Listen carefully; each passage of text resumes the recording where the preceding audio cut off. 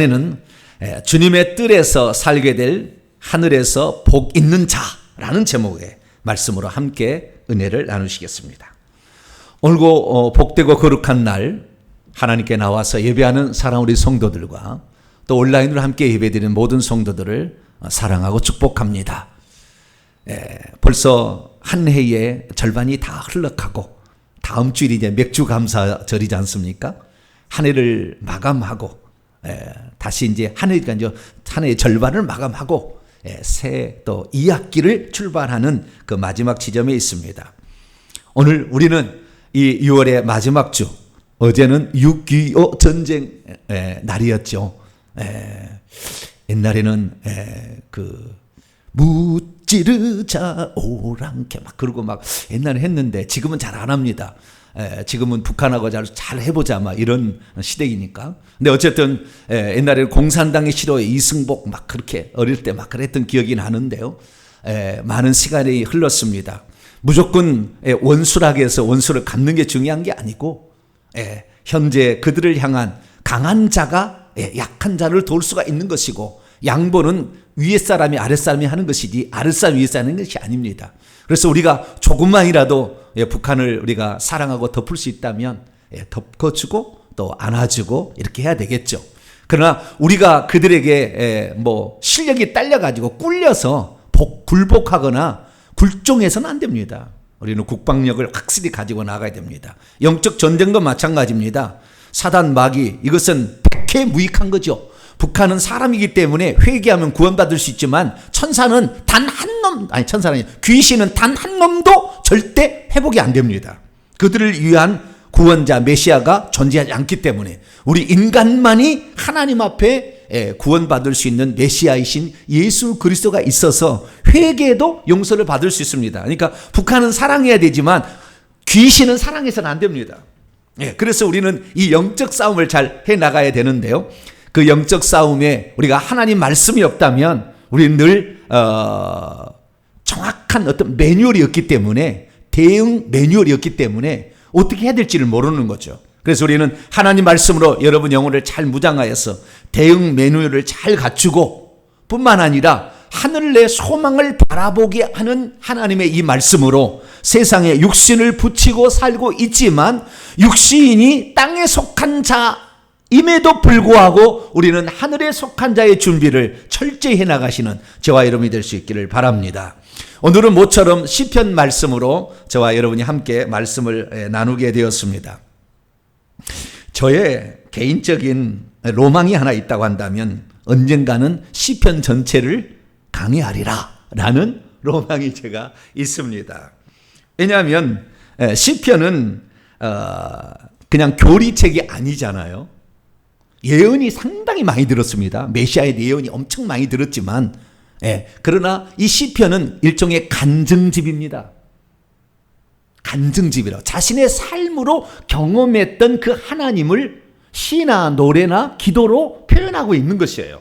그 간증집이니까 그가 경험한 것을 우리가 경험하지 못했다고 한다면 그 깊이에 들어가기 어려운 거예요. 그러니까 만약에 누군가가 이 시편을 정말 잘 강의할 수 있다라고 한다면 그 사람은 깊은 영적인 체험을 한 사람입니다. 저는 그래서 시편 강의를 하는 사람을 존경합니다. 그냥 들어보면 알죠. 저 사람이 진짜 경험해서 저 시편 강의를 하고 있는지 그냥 책에 나와 있는 것 같다 얘기하는지를 들어보면 알죠. 근데 정말 깊은 영적인 체험을 했던 사람들의 시편을 들어보면 깊은 감동을 자아내게 하는 게 시편이에요. 근데 잘 모르면 이 시편은 그렇게 안 다가옵니다. 그래서 시편 강의는 정말 영적으로 최고 높은 경지에 도달하는 자가 이걸 할 수 있다. 저는 그렇게 개인적으로 생각하고 있어요.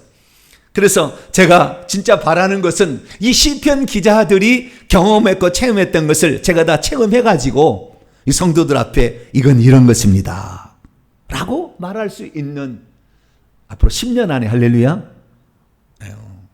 기도를 많이 하세요. 여러분들 우리 목사님 그런 깊은 영적 체험이 있어서 시편 강의를 정말 만나게 정말 멋지게 그리고 정말 깊이 있게 할 수 있는 그런 목회자가 될 수 있도록요. 그래서 제가 제 설교 유형을 찾아보게 되면 제 설교에 한 6대 4는 신약이 더 많습니다. 신약 성경 가운데서 가장 많은 퍼센테이지는 요한계시록이 단연 1등이고 그 다음에 사복음서, 특히 요한복음 쪽이 더 많습니다. 좌우지간 사복음서, 그 다음에 이제 서신서, 그 다음에 역사서, 사도행전 이런 식으로 가게 되는데요. 그럼 구약 성경은 어떻게 되냐? 구약 성경은 크게 4가지로 분류가 됩니다. 처음에는 율법서, 토라라고 하죠. 그 다음에 역사서. 역사서는 우리가 여호수아부터 쭉 나가는 것이고요. 창출 레민시는 모세 율법서입니다. 그리고 그 다음에 시가서가 나오고, 시가서는 5권의 책이고요. 네 번째가 예언서라는 이 4가지로 분류가 되어 있습니다. 근데 제가 이 설교를 했던 것을 보게 되면 어떤 유형이 제일 많냐 보게 되면은 제가 봤을 때는 토라, 특히 창세기가 제일 많이 설교하지 않았나. 특히 172강을 하면서 아주 엄청난 많은 설교를 했었습니다. 그래서 시가서가 많고요. 역사서도 상당히 많이 제가 주안점을 주고 해나가고 있습니다. 그런데 시가서는 어떤 것은 제가 많이 하지 않았어요. 예언서는 뭐 이사야나 이런 말씀들은 제가 많이, 스가랴나 그 요한계시록 관련된 것은 많이 하지만 성전 건축을 하는 학계나 이런 건 잘 몇 번은 하지는 않았어요. 그래서 이런 성경적 은혜가 다 하기를 원합니다만은 이 중에서 시가서가 있는데요. 시가서는 욥기, 시편, 잠언, 전도서, 아가서 이 5가지를 시와 노래라 해서 시가서라고 이렇게 부르게 됩니다. 그런데 제가 이 시가서를 보니까 욥기서는 회개의 전형적인 모델로서 구약의 2명의 인물을 추린다고 한다면 하나는 욥이고 하나는 다윗입니다. 이방인으로서의 욥과 그 다음에 할례 받은 자로 다윗입니다. 그래서 제가 7년 동안 이 회개를 하면서 이 부분에서 다뤘기 때문에 욥기서는 좀 다뤘습니다. 그리고 시편, 잠언, 전도서, 아가서는 가끔 가다가 인용하는 것으로 이렇게 했지 이 자체를 설교하는 적은 많지 않았던 것 같아요. 그러다가 작년 9월 하순부터 10월 달까지 한 달 동안 집중적으로 아가서 강의를 한번 해봤어요. 아가서 강의를 30강을 했습니다. 이 어떤 이 논문을 쓰신 분이 목사님 강의를 들어보니까 생전 처음 들어보는 것이 많다는 거예요.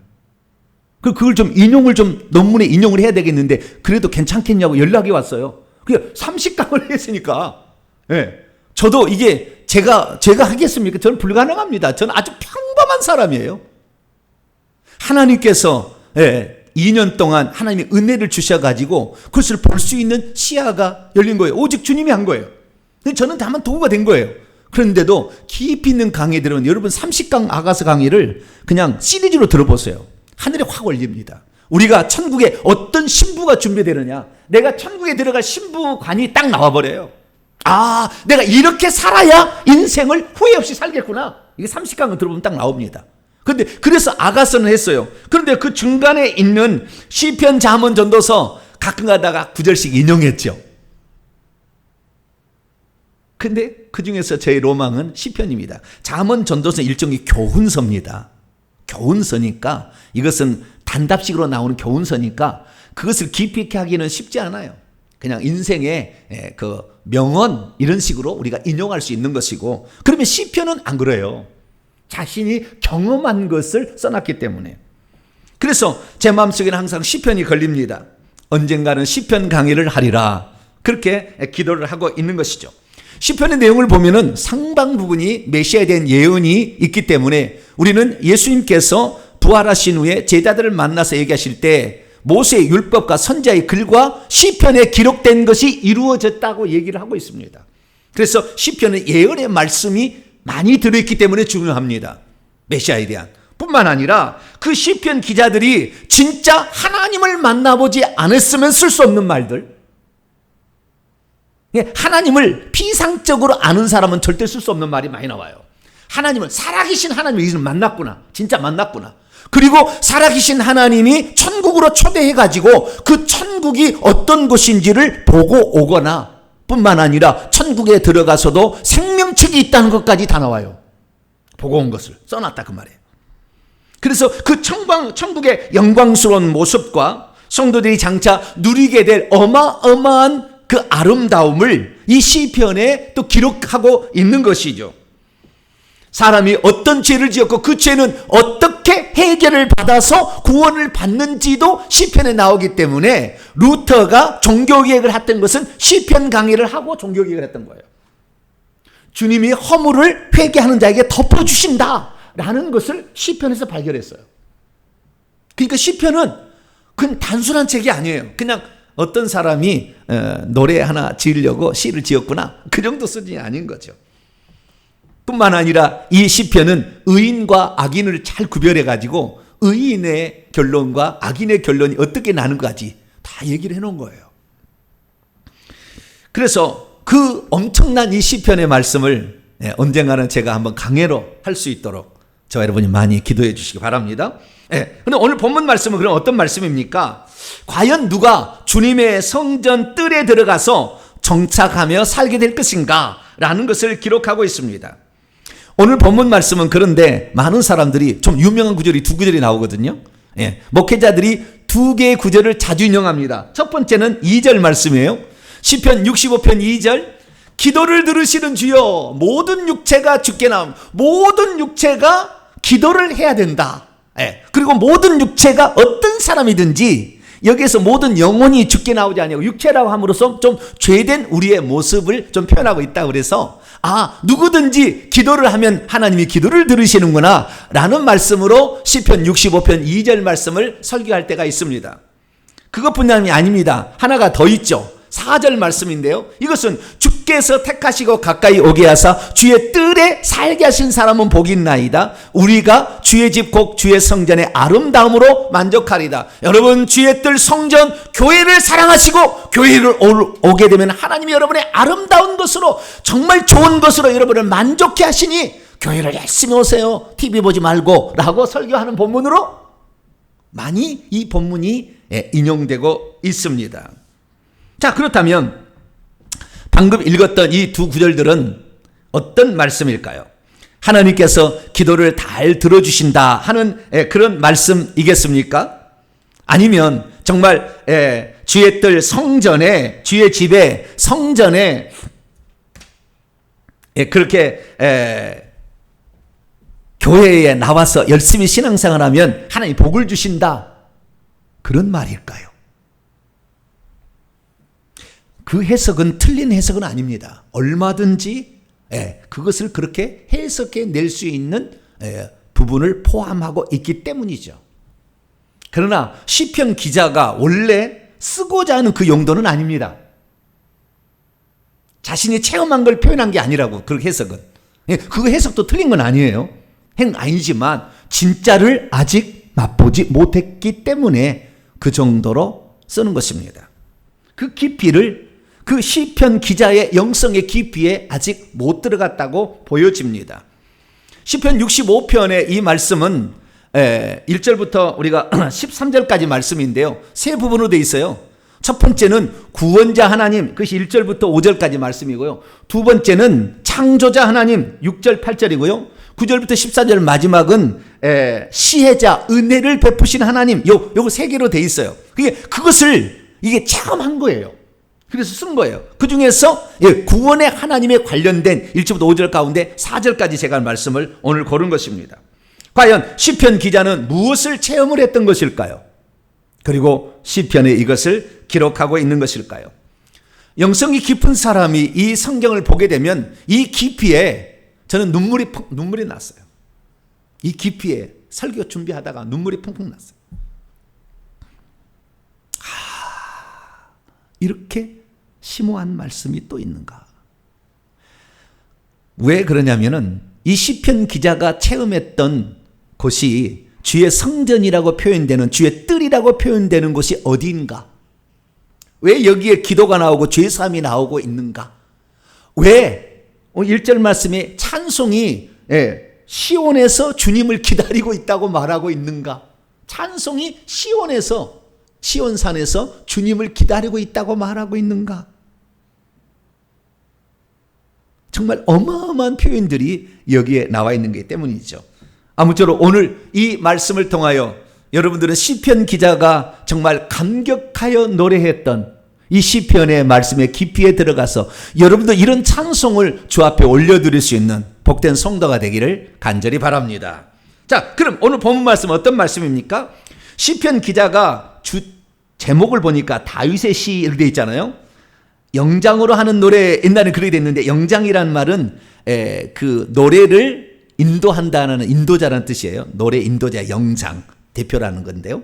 영장으로, 그래서 인도자를 따라 부르는 노래하고 개역 개정이 바뀌었습니다. 다윗의 시편입니다.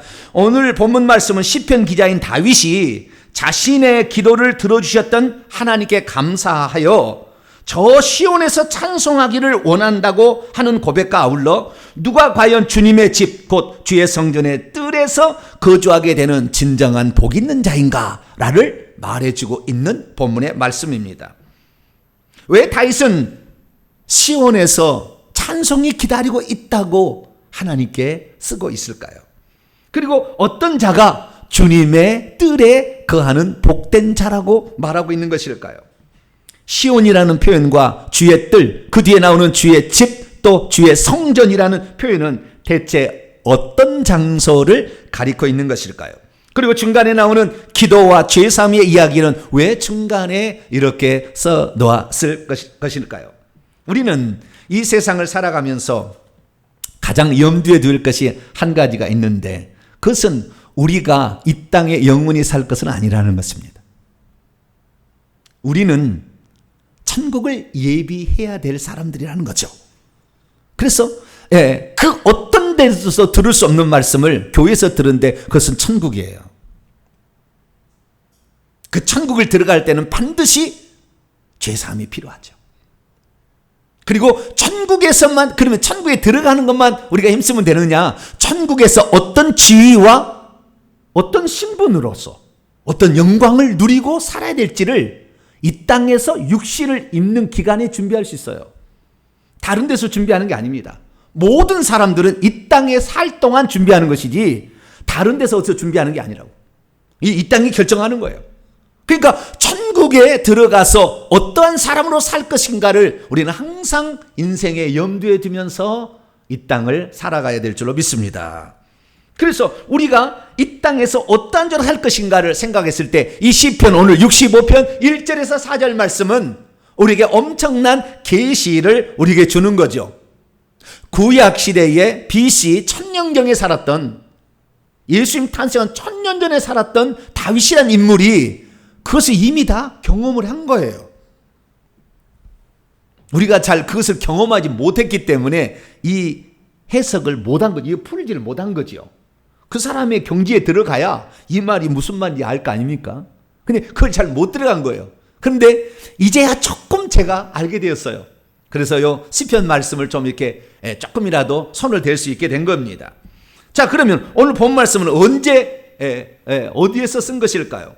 장소가 안 나오고요, 시기도 안 나옵니다. 감사의 서원제를 드릴 때 사용하는 장막정렬 노래라고 이스라엘 사람들은 그렇게 쓰고 있습니다. 다윗의 생애에 어떤 특별한 사건이나 또 어떤 일과 관련되어 있는 부분이 나오지 않기 때문에 어떤 것들은 뭐 도망치다가 어떤 데는 뭐 구원받아서 막 이렇게 말을 하므로 어떤 그 역사적 배경이 나오는 것도 있거든요. 근데 여기는 역사적 배경이 없어요. 그래서 저작 연대를 규정하기란 쉽지 않는 본문입니다. 그런데 다윗이 적어도 생각할 때 그의 말년쯤에 하나님을 온전히 경험하고 천국에 들어가서 뭔가를 본 다음에 쓴 것이 아닌가라고 추정은 됩니다.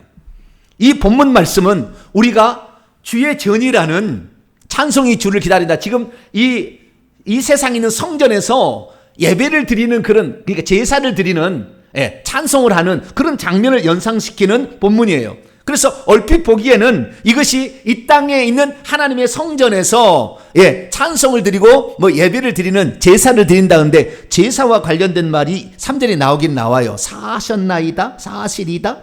이것은 원문에 보게 되면은 덮는다는 뜻이거든요. 가린다. 허물을 주님이 가려준다. 이게 제사에 관련된 어떤 모습이 약간 표현되어 있습니다. 그러나 4절에 들어가서 주의 뜰에 거하는 것은 제사장이지 일반 사람은 못 들어가거든요. 그렇기 때문에 이것을 이 땅의 것으로만 이 땅에 있는 성전, 그것을 성전을 해석해서 교회라고 하는 것을만 푸는 것은 다윗의 시편에 그 감동에 못 들어간 거예요. 이것은 사실 천국에 들어가서 우리 성도들이 예배하는 광경을 표현해 주고 있기 때문이죠. 그래서 우리는 시편 65편 1절부터 4절 말씀을 원문의 입가가에 한번 들어보면 좀 더 이 본문의 뜻을 알 수가 있을 겁니다. 그래서 제가 직역을 좀 해봤어요. 시편 65편 1절부터 4절까지 말씀입니다. 하나님이여 시온에서 찬송이 주님을 기다리십니다. 좀 더 시온이 어딘지 잘 말씀드릴게요. 그러면 서원이 당신에게 완성될 것입니다. 기도를 들으시는 분이시여 모든 육체가 당신에게로 장차 나아갈 것입니다. 죄악된 말들 혹은 일들이 나를 이긴 채 있을지라도 당신은 우리의 범죄들을 덮어주실, 가리워주실, 용서해주실, 속죄해주실 것입니다. 당신은 택하시고 있고, 미완료예요. 당신은 지금도 택하시고 아직도 택하시고 있고 아직도 가까이 오게 하시고 있어서 당신의 뜰들 안에 장차 정착하고 거주하게 될 사람들은 복된 자입니다. 지금도 그러고 있다는 거예요. 택하시고 있고 가까이 오게 하시고. 우리가 당신의 집 곧 당신의 거룩한 궁전, 헤칼이죠. 당신의 이 궁전에 좋은 것으로 장차 만족할 것입니다. 라고 이 시편의 말씀은 기록되어 있습니다. 믿음이 있어도 누가 주의 뜰에 거주하게 되는지를 잘 모르면 왜 천국에서 찬송이 주님을 기다리고 있다고 표현했는지를 잘 모릅니다. 믿음이 있어도 누가 주의 뜰에 거주하게 되는지를 잘 모르면 왜 다윗이 기도를 들으시는 주요, 그 다음에 우리의 허물을 용서해 주십니다 라고 죄에 대한 용서를 강조하고 있는지를 잘 모릅니다. 믿음이 있어도 누가 주의 뜰에 거주하게 되는지를 잘 모르면 주께서 지금도 택하시고 있는 자가 있으며 주님이 지금도 가까이 오게 하고 있는 이들이 있다는 것을 생각지 못합니다. 믿음이 있어도 누가 주의 뜰에 거주하는지 되는지를 잘 모르면 주의 뜰은 대체 어떻게 생겼으며 누가 주의 뜰에 들어가게 되는지를 잘 모릅니다. 믿음이 있어도 누가 주의 뜰에 거주하게 되는지를 잘 모르면 누가 주님의 거룩한 궁전에 들어가서 살게 되며 거기에 정착하게 되는지를 잘 모릅니다. 믿음이 있어도 누가 주의 뜰에 거주하게 되는지를 잘 모르면 주의 궁전에 들어가서 살 자들이 받을 축복이 얼마나 영광스러운지를 잘 생각하지 못합니다. 그러므로 저와 여러분은 주의 뜰이 어떤 곳인지를 확실히 확인하고 어떻게 하면 그의 주의 뜰에 들어가서 그의 영광스러움으로 만족할 수 있는지를 알아 저와 여러분 모두는 주의 뜰에 가서 찬송을 주께 올려드리는 복된 성도가 될 수 있기를 축원합니다. 자, 그러면 다윗은 이 시편에서 누가 복 있는 자라고 얘기를 했을까요? 두 가지를 딱 얘기했습니다. 첫째는요, 1절의 말씀에 나와 있는데요. 하나님이여 시온에서 찬송이 주님을 기다리십니다. 그러면 서원이 당신에게 완성될 것입니다.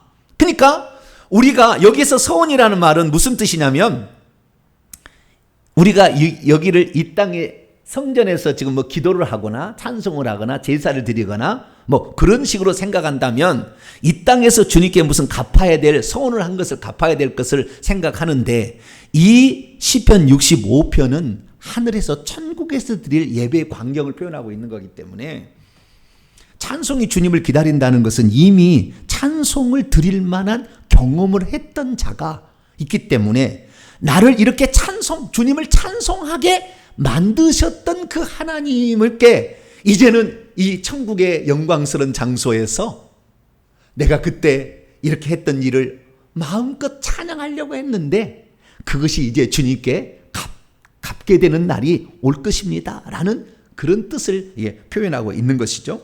그래서 여기에 보면은 누가 하늘에서 복 있느냐냐, 시온에서 주님께 찬송을 올려드리는 자다. 이게 첫 번째, 누가 복 있는 자인가? 그것은 시온에서 주께 찬송을 올려드릴 수 있는 자, 이 자가 복된 자라고 말하고 있습니다. 여기서 시온이라는 말은 시온산을 지칭하는 거죠. 해발 765m의 시온산을 지칭하는 것입니다. 시온산은 가나안 땅에 있는 한복판에 있는 산이에요. 그 예루살렘이라는 도시에 있는 산인데요. 이 시온산은 원래 가나안 민족 7족속이 차지하고 있었는데 약속의 땅, 천국을 상징하는 땅으로서 그 땅을 기업으로 주지 않습니까? 그 땅의 한복판에 있어요. 시온산이. 한복판에 있어요. 근데 그 한복판에 있는 시온산, 이 시온산은 원래 가나안 족속의 여부수 족속이라는 족속이 차지하고 있다가 다윗이 쳐들어가서 그 산성을 빼앗아요. 그래서 그것을 다윗성이라고 부르는 것입니다. 제가 사진을 준비했는데요. 왼쪽이 시온산인데 그 중에서 초록색으로 되어 있는 부분과 약간 붉은색, 그 황토색 비슷하게 되어 있지 않습니까? 거기 있는데요. 크게 지금 네모난 큰 바운더리는 오늘날의 지금 예루살렘 성입니다. 예루살렘 성을 지칭하는 것이고, 처음에 다윗이 뺏었던 것은 그 동쪽 아래에 있는 약간 붉은색 계열의 그 작은 성을 다윗성이라고 합니다. 그 땅을 뺏은 거예요.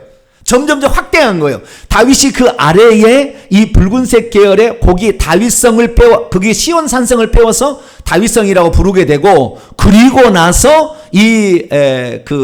인구조사 후에 그 위쪽을 뺏어가지고 거기다가 성전산, 초록색으로 표현되는 곳이 성전산입니다. 그 성전산은 모리아산이라고 하는 것입니다. 그리고 다윗성이 시온산이라고 하는 것이고, 그 위쪽이 모리아산이, 그 모리아산에다가 성전을 지었죠. 그리고 점점 이 도시가 확대돼서 큰 네모난, 지금 약간 네모난 이 바운더리가 지금 거기가 예루살렘 성이 된 것입니다. 그래서 그 예루살렘의 다윗성과 성전산은 오른쪽으로는 계곡이 있고요. 그 다음에 오른쪽으로는 감람산이라는 해발 800m의 높은 이 산이 있습니다. 그래서 그 산으로 내려가게 되면은 벳박에 베다니가 나오고, 그리고 쭉 가면 여리고로 가는 길이 나오는 거죠. 그래서 이건 동쪽입니다. 이 동쪽으로 해가지고 동쪽 끄트머리에 다윗성과 그 다음에 성전산이 거기에 있게 되는 것이죠. 자, 그러면 예루살렘에 펼쳐져 있는 동쪽의 이 산을 시온산이라고 하는데, 그 시온산의 의미는 대체 무엇일까요? 시온산이라는 것은 그 뜻이, 원래 시온이라는 뜻은 양지바른, 보호받는, 이런 뜻이었습니다. 그런데 외형상 이것이 절벽 같은 이 깎아지른 위에 좀 있기 때문에 요새 또는 성, 이런 것을 지칭하는 표현으로 썼습니다. 비탈면 위에 있는 이 산성은 상당히 요새처럼 가꿔졌기 때문에 누구든지 그 성을 뺏으려고 많이 노력했고 그 성에 살기를 원했던 것이죠. 나중에 시온산은 그 다윗성만을 지칭하는 것이 아니라 그 이스라엘의 동쪽 전체를 표현할 때도 썼습니다. 나중에 모리아산이 되게 다 썼고, 나중에는 그 선 전체를 시온산이라고 표현하기도 하고요. 예루살렘 성 전체를 시온산이라고도 표현하고 합니다. 그래서 이사야 기자는 BC 700년과 약 300년 뒤의 사람인데 뭐라고 쓰고 있냐면, 여호와는 위대하시니 우리 하나님의 성, 예루살렘 성이죠, 거룩한 산 시온산에서 극진히 찬양받으실 것입니다. 터가 높고 아름다워 온 세계가 즐거워하며 큰 왕의 성 다윗성 곧 북방에 있는 시온산이 그러하도다 라고 말하고 있습니다. 그런데 여기에서 우리가 주목해야 될 것은 다윗이 그 성을 왕의 도성으로 삼았기 때문에 그 앞에까지는 그렇게 중요하지만 하나님의 성, 거룩한 산, 근데 북방에 있는 시온산이라고 얘기하고 있지 않습니까? 아까 우리가 지도를 봤지만 그 시온산은 동쪽 남쪽에 있어요. 북쪽에 있지 않습니다. 그럼 왜 북방에 있는 시온산이라고 한 줄 아세요? 이것은 자기가 영안이 열려가지고 자기 영이 북쪽을 향해 간, 여러분 나중에 죽어서나 또는 천국에를 가게 되면 북쪽을 향해 가야 돼요. 북쪽이가 있어요. 하나님의 천국은 나중에 영혼이 빠져나서 가면 알아요. 그 북방에 있는 시온산이라 이렇게 얘기하는 것은 이사야도 천국을 가봐서 알아한 거예요. 이사야 6장에 보면 천국을 갔다 온 장면이 나와요. 그래서 천국이 어딘지를, 그래서 여기에서 시온산은 제사 드리는 이 땅의 시온산을 가리키는 것이 아니라 천국에 있는 하나님의 도성이 있는 그 산을 시온산이라 하는데, 그 시온산을 상상하고 이 땅의 것으로 비유해서 얘기를 하고 있는 것이죠. 그래서 신약의 기자들도 어떻게 얘기하냐면은 이 왕이라는 산이라는 의미로서 우리가 이 이사야 23장 23절에 말씀하는데요. 여기를 잘 보세요. 그때 달이 수치를 당하고 해가 부끄러워하리니 이는 만군의 여호와께서 시온산과 예루살렘에서 왕이 되시고, 달과 해가 부끄러워하는 것은요, 주님이 재림할 때에 해, 달, 별들이 이상 있고 그 다음에 재림한다고 그랬다고요. 이 재림의 모습을 표현하는 겁니다. 근데 재림의 모습이 여호와오시잖아요. 여호와가 꼭 예수님이에요. 예수님이 시온산과 예루살렘에서 왕이 되신다. 다 비유적인 표현이죠. 근데 지금 천년왕국을 이 땅에서 이루어진 사람 믿는 사람은 이 땅의 시온산, 이 땅의 예루살렘에서 천년왕국을 이룬다고 착각을 해요. 그 믿고 싶은 사람은 믿으면 되겠지만, 이건 하늘에 있는 시온산에서 하늘에 있는 그 성을 새 예루살렘 성이라고 부르잖아요. 그래서 거기에서 왕노하게 되고, 이 장로들 24 장로들 앞에서 영광을 나타내게 될 것이라 이사야는 잘 알고 그렇게 표현을 하고 있습니다.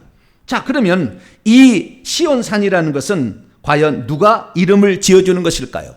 북방에 있다는 이 시온산은 결국에 보니까 이 땅의 것이 아닌 천국에 있는 시온산을 지칭하는 것입니다.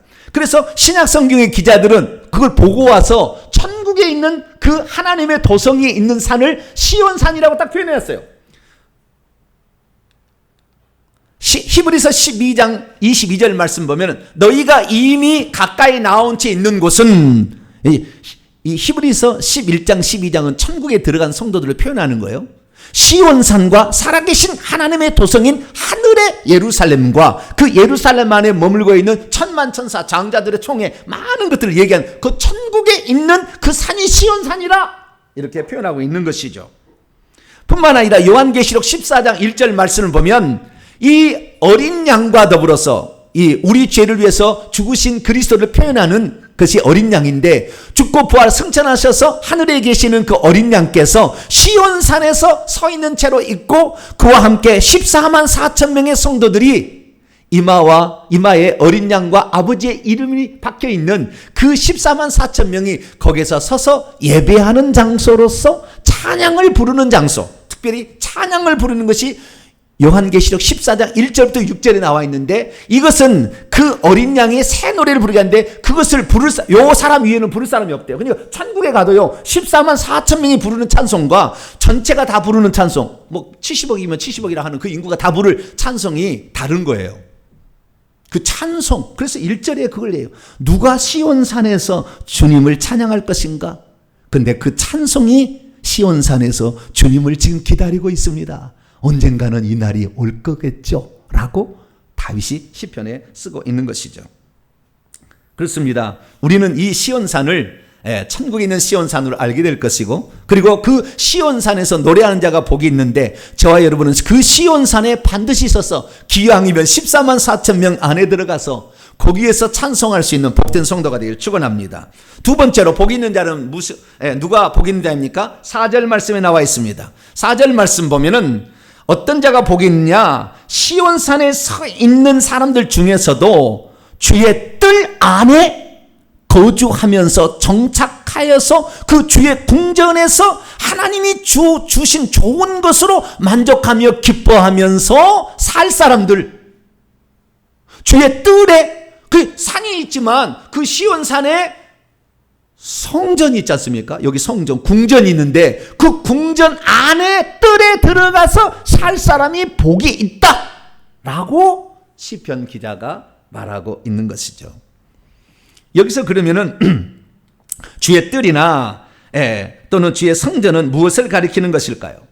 어떤 사람은 여기에 주의 성전이 나오니까 다윗이 성전에 자기가 뜰에 들어가서 거기서 찬송하기를 원했구나 생각하는데, 다윗 시대는 성전이 없었습니다. 다윗이 성전을 지으려고 했는데, 하나님 너는 피를 많이 흘려서 넌 안 되고 네 아들한테 짓게 해라. 그래서 솔로몬이 성전을 지어. 이 성전이라는 표현은 옳은 표현이 아닌 거죠. 아닌 거죠. 번역이 좀 부족한 거죠. 거꾸로 유추해서 할 수는 없는 거죠. 그러면은 이 히브리어 원문을 쫙 보면은 이 히브리어는 성전이 헤칼 이렇게 돼 있어요. 마이트 이게 아니에요. 성전 그 집이 아니에요. 여기는 헤칼이라고 되어 있어요. 이 헤칼이라는 것은 궁전입니다. 궁전. 왕궁을 상징. 왕이 있는 거처, 왕이 사는 집, 이걸 지칭하는 거예요. 여기에 이 성전이라는 것은. 그런데 거기에다가 거룩한이라는 카도시가 붙었어요. 그 거룩한 궁궐이에요. 그래서 거룩할 성자에 궁궐을 줄여서 전이라고 표현했지만, 우리가 개혁 성경으로 들을 때는 꼭 솔로몬 지은 성전이 생각나는데 그건 아니라는 거예요.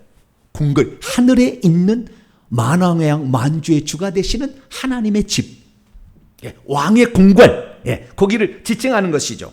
그래서 여기에서 우리가 이 주의 뜰에 거하게 하는 사람, 이 주의 뜰은 하늘에 있는 그 큰 바운드리, 새 예루살렘 성 안에 시온산이 있고, 그 시온산에 주님의 궁궐이 있다는 거예요. 주님의 집이 있다는 거예요. 하나님의 집이 있는데 그 집 안에 뜰에서 찬양을 부를 자가 복이 있다라고 얘기를 하고 있다는 것입니다. 이 말씀 가운데 우리가 주목해야 할 말씀은, 여기에서 주의 뜰에 그냥 한 번만이 아닌, 그 단어를 동사를 보면 거주한다는 것이 정착한다는 말로도 표현이 되는 두 가지 뜻이 다 있습니다. 그래서 일시적으로 거주하는 게 아니라 거기에서 정착하게 될, 주님 보좌 가까이에 가서 집을 짓고 거기에서 살 사람이 있다라는 것을 여기에서는 그대로 말해주고 있는 것이죠. 그래서 주의 궁궐이 나와 있는데요, 여기에서 주의 궁궐이 표현되는 주의 뜰인데, 그것은 원문에는 당신의 뜰인데요, 그것도 복수입니다. 뜰들이라고 되어 있어요. 이 뜰은 해체릅니다. 이 뜰인데 정원인데, 이 뜰이 복수로 되어 있어요. 한글에서는 이렇게 안 나왔는데. 그러니까 천국에 들어갔을 때 그 뜰도 종류가 몇 가지 있다는 겁니다. 최소한 두 가지 있다는 거예요. 제가 오늘 시간이 없기 때문에 다 못하기 때문에 다 설명은 못합니다. 에스더서나 보게 되면은 뜰은 두 종류로 나눕니다. 하나는 바깥뜰, 안뜰 이렇게 나눕니다.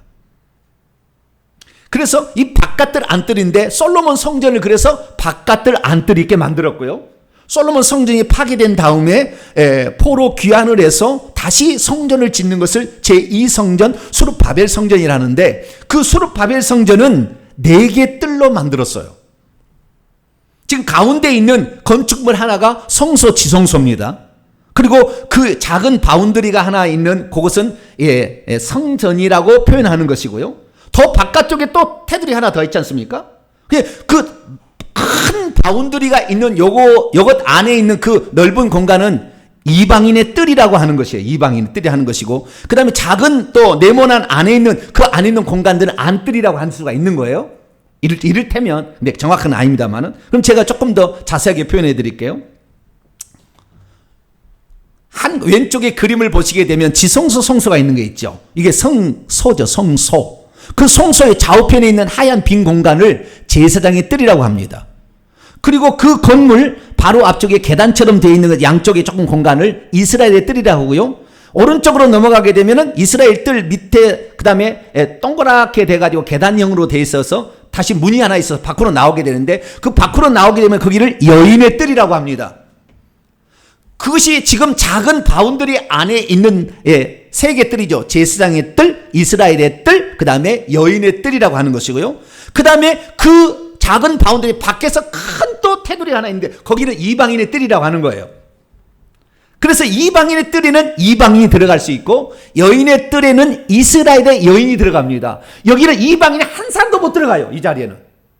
그 다음에 그 아름다운 문이라는 그 문을 안에 들어가게 되면 이스라엘, 오른쪽에 보면 이스라엘의 뜰, 위쪽 이스라엘 뜰이 있고 그 안에 제사장의 뜰이 있는 겁니다. 그러니까 뜰도 4종류가 있다는 것을 말해주고 있는 것이죠. 이것은 아주 심오한 하나님의 뜻을 우리에게 표현해주고 있습니다. 우리가 장차 들어갈 궁전에도 우리가 거할 뜰이 따로 있다는 것입니다. 누구나 다 내가 예수 믿었는데 나는 왕같은 제사장이니까 나는 천국에 들어가서 예수님 만나러 가야지, 천만의 만만의 콩떡입니다. 주님이 오시지 않는 한, 주님이 부르지 않는 한 주님 보좌 앞에 못 갑니다. 천국에 가시면 알아요, 나중에. 행한 대로 주님은 갚아주세요. 여러분들은 그래서 오늘 이 4절 말씀에 주님이 택하시고 가까이 오게 하사 주님께 가까이 나아갈 수 있는 사람이 될 수 있도록 노력하시는 저와 여러분이 되시길 바랍니다. 자, 그러면 제가 이 지금 4가지 뜰에 대해서 얘기했는데요. 여기 그래서 뜰들에 거주하고 장차 정착하게 될 그 사람들이 복이 있다라고 얘기하지 않습니까? 그래서 제가 아가서 강의를 통해서 천국에 들어갈 그리스도의 신부들이 어떤 종류가 있는가 살펴봤더니 4종류의 신부들이 있다는 것을 알게 되었어요. 4종류의. 그 4종류의 신부들이 야가서 강의를 들어보세요. 왕권 신부, 왕후 신부, 비빈 신부, 시녀 신부라는 4종류의 이런 신부들이 따로 있다는 것을 강의를 했어요. 그러니까 천국에서 뜰 안에서도 들어갈 위치와 신분이 다르다는 것을 말해주고 있는데 다윗은 이것을 다 본 거예요. 아, 사람들이 저기까지 들어갈 수 있고 저기까지 들어갈 수 있는 게 다 다르구나. 구약에 굳이 이 성막에서 성전에서 하는 것은 성전에서 거주하는 자는 제사장이 뜰은 제사장이 들어가지 않습니까? 그런데 제사장 중에서 대제사장은 지성소까지 들어가요. 그래서 제사장이 뜰에 있고요. 그 다음에 이 구약의 성막으로 보자면 여인의 뜰은 없습니다. 성막 안에 보면 그 성막 안에 제사장들이 성소 안에 들어가고 대제사장은 그 지성소 안에 들어가고 그 다음에 이 바깥에는 예배 드리는 사람들이 초입에 있고 중간에는 레위인들이 그 제사를 잡는 데 도와주는 사람도 있죠. 그 다음에 이 성막의 물두멍에 물 갖다 주는 걸 하는 허드렛일을 하는 그런 수종자들이 있습니다. 그래서 이 성막에서도요 4종류의 사람이 있는 거예요. 대제사장, 제사장, 레위인, 그 다음에 수종 드는 자. 이게 나중에 느디님 사람이라고 다윗 시대에 나옵니다. 이것이 우리가 지난번에 얘기했던 사무엘하 21장에 나오는 이야기죠. 자, 그런데 어쨌든 이 4종류의 사람들이 있다는 거 보니까 천국에서 이 신분이 있는데 그 신분 중에서 주의 뜰에 거하는 자가 더 복이 있다라고 말하는 것입니다. 자, 그러면은 누가 과연 그 주의 뜰 안에 거하는 자가 될 것일까요? 저 밖에도 다 천국에 가면은요 하나님 보좌로부터 시작해서 시온산 아래로 집이 지어져서 계속해서 성벽의 문까지 다 이렇게 집이 지어져서 살게 되는데 그 중에서도 주의 궁궐이라고 지칭되는 그 가까운 지역에 위치하는 자는 대체 누구인 것일까요? 오늘 시편 기자는 이것이 누군지를 딱 기록을 해놨어요. 복 있는 자예요. 복 있는 자. 복 있는 자가 누구냐? 다시 4절 말씀을 한번 볼까요? 4절 말씀 보면 2종류의 사람이 그 성의 주의 뜰 안에 들어가서 거주하게 된다라고 얘기를 하는 거예요. 그러면 이 주의 뜰이라는 것은 크게 보게 되면은 아까 이방인 뜰이라고 지칭하는 것은 그 바깥쪽에 그 성벽까지 차지하는 그 사람들이고 점점 안으로 더 들어갈 수 있다는 거 아닙니까? 그러면 누가 들어갈 수 있는가? 딱 2종류의 사람들이 거기 안에 들어간다. 그러니까 크게 봐서는 천국입니다. 새 예루살렘 성 안에 누가 들어가느냐? 바깥면도 다 뜰이니까 크게 봐서는 그 성 안에 과연 천국의 예루살렘 성 안에 과연 누가 들어가서 살 수 있느냐? 2종류의 사람들이 들어간다고 얘기해요. 첫째는 주님이 택하시고 있는 자가 들어간다. 2번째는 주님이 가까이 오게 하시고 있는 자, 지금도 하고 있다는 거예요. 아직 그 자가 덜 선택된 거죠. 아직 덜 들어오니까 지금도 들어오고 있다. 미완료는 표현을 쓰고 있습니다. 그래서 우리는 거기서 가까이 가는데 가장 가까이 가는 사람은 대제사장이에요. 대제사장 성경에 보니까 대제사장. 다시 말해서 이 제사장의 뜰이라고 하는 그곳에가 가장 주님과 가까이. 왜? 지성소에 하나님이 계시니까 그 지성소가 하나님 보좌에 있는 것입니다. 그 지성소 하나님 보좌에 있는 것이 가장 가까운 게 거기까지 가는 자가 가장 복이 있는. 그래서 좀 더 주님께 가까이 가는. 그래서 저와 여러분은 이 세상에 살 때 어떻게 하면 주님께 더 가까이 가는 것인지를 잘 알아야 돼요. 그래서 저와 여러분의 신앙생활은 주님께 보다 더 가까이 갈 수 있는 그런 자가 되기를 원합니다. 야고보사라도 그래서 하나님을 가까이 하리라, 아니 하나님을 가까이 하라 이런 말을 야고보 사도도 얘기를 한 거예요. 야고보 예수님의 동생도. 자, 그러면 누가 가까이 합니까?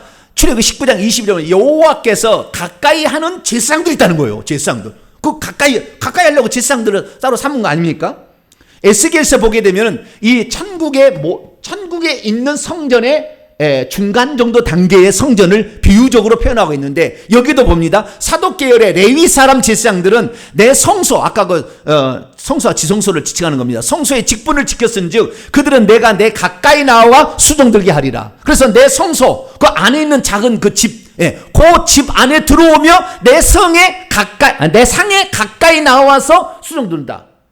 떡상에서 떡을 함께 먹을 수 있는, 주님과 그렇게 먹을 수 있는 그런 수종드는 자가 제사장들이라 이렇게 얘기를 하고 있습니다.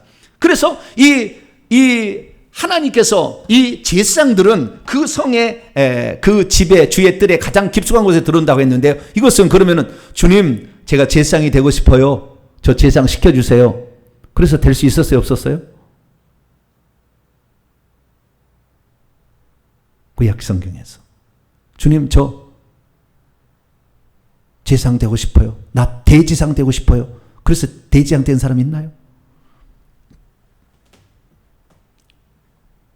레위인으로서 고라 자손이 자기가 제사장 노릇 해먹겠다 했다가 하늘에 징계받아서 땅에 입을 벌려 삼켜버리잖아요. 내가 너를 세우지 않았고 너에게는 그래도 이 성전에 와서 성막 안에서 그래도 안뜰에서 너는 살게 했거늘. 그러면서 하나님이 책망하는 그 장면이 나오잖아요. 여러분, 택하셔야 되는 거예요. 그 안에 들어가는 게. 주님이 택하셔야 되는 거예요. 내가 들어가고 싶다고 해서 다 들어갈 수 있는 건 아니에요. 첫째는 누가 복 있는 자냐? 주님이 택하신 자예요. 그것은 주님이 정하는 거예요. 이것을 우리가 뭐라고 말할 수는 없어요. 주님께서 택하신 제사장이 가장 가까이 있는 거예요. 그 다음에 남자들, 그 다음에 여인들, 그 다음에 이방인들 순서 있듯이 그런 택하신 자가 있다는 것입니다. 그런데 이것은 우리가 결정할 수 있는 게 아니잖아요. 그러면은 제사장을 그러면은 레위인과 이런 아론의 후손만 되는 것인가? 그러지 않아요. 대표적인 것이 사무엘입니다. 사무엘은 나신이었어요. 나신이라는 게 뭐냐면 대제사장이나 제사장이 그 직분을 제대로 감당하지 못하면 제사장이 될 수 없는 자인데 하나님이 특별히 그를 자기가 서원하게 되면 나신으로 삼아줘요. 그것은 하나님이 택할 수도 있고 그 다음에 스스로도 결정할 수 있어요. 나신으로 자기가 서원을 하고, 그래서 여기서 서원을 갚는다는 얘기는 나는 원래 왕이니까 다윗은 제사장이 아니잖아요. 주의 뜰에 거할 수 없다고요. 그 제사장 방에 거할 수 없는데 지금 가면은 제사장의 제1번 순위로 다윗이 들어가 있다고요. 서원을 이해간다는 것은 그가 주님께서 나를 하나님의 이 나라를 위해서 내가 일할 테니까 주님 나를 귀하게 여기시라고 다윗이 기도를 했던 겁니다. 유다 지파는 제사장이 될 수 없어요. 그런데 그 안에 지금 들어가 있다. 최고의 꼭대기로. 그리고 찬양을 주관하는 24장로의 한 사람이 되어 있다고요. 24장로의 한 사람. 그게 되어 있어요, 다윗이. 그럼 어떻게 그걸 들어갔느냐? 그게 바로 기도를 했던 거예요, 기도를. 그래서 하나님께 가까이 나간 거예요. 가까이 나가기를 바랐던 거죠. 그러면 어떤 사람이 가까이 나아갈 수가 있느냐? 다시 4절 말씀 보면은 주님께서 택하시고 있는 자, 이게 한 부류입니다. 누가 복 있는 자냐? 두 번째는 주님이 가까이 오게 하시고 있는 자예요. 그런데 어떤 사람이 가까이 오게 하는 자냐? 그것이 바로 1절, 2절과 3절에 나와 있는데, 자, 1절, 2절 말씀을 보면 하나님이여 시온에서 찬송이 주를 기다립니다. 여러분, 당연히 그 어떤 택하셔가지고 그 일에 또 들어간 사람이 찬송을 기다리겠습니까? 나는 그 자격이 없는데 나 같은 사람을 써달라고 했더니 써주신 그 하나님께 너무 감사해서 주님께 드릴 찬송이 지금 입에서 막 터지려고 하는데 그것을 기다린다 얘기하겠어요. 물론 전자도 되겠지만 후자는 더 그런 마음이 들 거 아닙니까? 그래서 시온에서 찬송이 주를 기다립니다. 그러면 서원이 당신에게 장차 완성될 겁니다. 주님 나를 써주신다면 내가 주님을 위해서 이렇게 살겠습니다. 그랬더니 진짜 제 제사장만 들어가는 자리에 넣어준 거예요. 그걸 환상으로 본 겁니다, 다윗이. 그러니까 기도를 들으시는 주여, 모든 육체가, 모든 사람들은 다 기도를 통해서 하나님께 이렇게 하겠다고 마음을 드릴 수 있습니다 라는 거 고백하고 있다는 거예요. 여러분들, 혹시 여러분이 하나님께 선택받지 않아서 하늘에서 선택받아 보냄받지 않았다 할지라도 실망하지 마십시오. 나신이라는 게 있으니까. 여러분 자신을 나는 주님께 이렇게 드리고 싶습니다. 여러분이 기도를 드리면 하나님께서는 그 기도를 들으시고 여러분을 주님 가까이서 섬길 수 있고 거기에서 집을 짓고 사는 주의 뜰에 거하면서 살 수 있는 자로 세워줄 줄로 믿습니다. 두 번째는 누구냐? 3절에 나와 있어요. 3절에. 죄악된 말들, 일들이 나를 이긴 채, overcome, 우세한 채 있지만 당신은 우리의 범죄들을 덮어주실, 가려주실 그런 분이십니다. 라고 얘기합니다. 그래서 우리가 주 앞에 가까이 나갈 수 있는 사람은 첫째는 기도하는 자고요. 둘째는 자기의 죄를 씻음받은 자예요. 자기의 죄를 씻김받아야 돼요. 어떤 사람은 예수만 믿으면 자기의 죄가 씻겨진다고 하는데 그러지 않아요. 모르는 소리예요. 발밖에 씻을 필요가 없다. 발 씻어야 되는 겁니다. 온몸은 깨끗하나 발은 씻어야 되는 거예요. 요한일서 1장 9절 만일 우리가 우리 죄를 자백하면 그는 미쁘시고 의로우사 우리 죄를 사하시며 모든 불의 소리를 깨끗하게 한다. 우리가 자백할 때 그것도 현재 가정법 계속해서 자백할 때 깨끗하게 장차해 주신다고 약속하고 있는 거예요. 저와 여러분은 여러분의 죄와 허물을 주님께 자백할 수 있게 되기를 축원합니다. 그래서 우리가 하나님 앞에 나아가야 되는데요. 제가 도표로 준비해서 나중에 첨부하겠습니다. 그래서 크게 봤을 때는 주의 뜰은 바깥뜰과 안뜰로 구별될 수 있습니다. 안뜰은 이스라엘 뜰과 제사장의 뜰이죠. 바깥뜰은 이방인 뜰과 여인의 뜰. 안뜰이라는 것은 그 작은 집 있지 않습니까? 그 집을 포함하고 있는 뜰인 거예요. 그 뜰인 건데요. 이것이 솔로몬이 아가서에서 표현할 때는 왕권 신부, 왕후 신부, 비빈 신부, 시녀 신부식으로 이렇게 점점 발전해가지고 맨 바깥부터 안쪽으로. 고라 자손이 시편 45편에 말할 때는 왕의 자녀, 왕후 두로의 딸, 첩들이죠. 그 다음에 시종 처녀들이라고 표현하고 있고요. 성막 봉사를 보면 대제사장, 제사장, 레위인, 수종자들, 그리고 천국의 지위를 진짜를 보면은 24 장로들, 그 다음에 14만 4천 번 가운데 70번 줄 가운데 1번부터 6번 줄은 여인의 뜰, 그 다음에 7번부터 70번 줄, 그 다음에 허다한 무리들, 이렇게 구별할 수 있습니다. 이건 내가 첨부할 테니까 나중에 보시고, 이것은 제가 했던 여러 강의들을 보시면 다 나올 수가 있습니다. 자, 그러면 주님께 우리가 가까이 나가기 위해서 우리가 할 일이 대체 무엇일까요? 우리가 해야 될 일이 무엇일까요? 과연 어떤 사람이 거기에서 정착하며 살 수가 있게 되는 것일까요? 우리는 두 종류를 살펴봤습니다. 하나는 하나님이 지정해서 선택해서 너는 제사장이다라고 처음부터 정해서 보낸 사람 있지 않습니까? 그런 사람이 있어요. 그런 사람들은 맡겨진 일에 충성해야 됩니다. 그런 사람들은.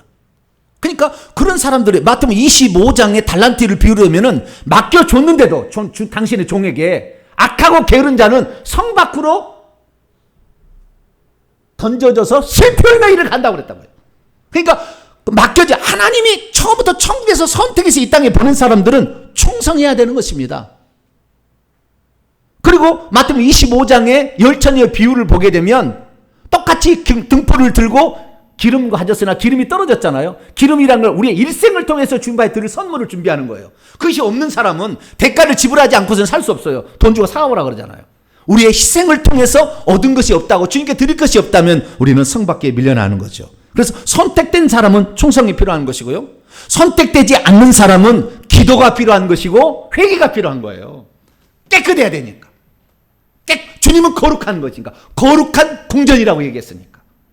그래서 저와 여러분은 더욱더 깨끗한 사람이 될 수 있기를 축원합니다. 그래서 주님께서는 말씀하십니다. 어떤 자가 주 앞에 가까이 나가냐? 하나님의 자녀라 해서 다 되는 것이 아니라 주님이 깨끗한 주를 향하여 소망을 가진 자마다 그분의 깨끗하신 같이 자기를 깨끗하게 하는 자라야 들어갈 수가 있다.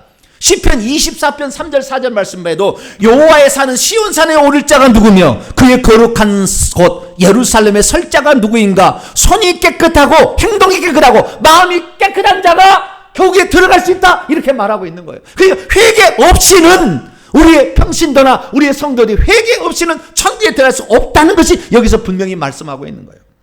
저와 여러분은 여러분이 하늘로부터 이미 선택받아서 이 땅에 보내진 자라고 한다면 주께서 맡기신 일에 충성할 수 있기를 축원합니다. 그러나 나는 그것이 없다, 그러나 하나님 말씀을 들어보니 이것이 있구나라고 생각돼서 하는 사람들은 기도할 수 있기를, 제가 주님께 이런 일을 하겠습니다, 저를 붙잡아 주옵소서 기도를 하시고, 그리고 여러분은 날마다 깨끗하게 하시기 바랍니다. 그러면 주님께서 그런 자도 주님께 가까이 나가게 하겠다고 약속하고 있어요. 많지는 않지만 그러나 그런 자가 될 수 있으니 자, 여러분 그런 자가 되기를 바랍니다. 우리가 그럴 날이 얼마 안 남았습니다. 우리의 삶에 있어서 다시 우리를 점검하시고 나는 과연 주님 가까이 가서 예배드릴 수 있는 자인가 생각해 보시고 주의 나라를 사모하는 마음으로 다시 한번 마음을 가다듬어서 이 학기에는 충성하고 회개하는 자 여러분 되시기를 간절히 바랍니다. 거룩하신 하나님 감사합니다. 과연 시편의 기자는 무엇을 쓰고 있는가? 예수님 오시기 1000년 전의 사람도 환상을 통해 이미 천국에 들어가서 어떤 자가 주님 가까이서 섬기는가? 주의 뜰 안에 거하는 자를 알게 되었습니다. 주님, 그래서 그는 그 날을 주께 찬송을 올려드릴 그날을 그렇게 고대하고 있었습니다. 주여, 저희들도 자격은 없지만 주님께서 우리를 불러주시고 천국을 예비하고 있으니 주여, 그때 들어갈 때 주의 안뜰에 들어가서 주님을 찬양하는 복된 자가 되게 해 주옵소서. 우리 주 예수 그리스도의 이름으로 기도하옵나이다.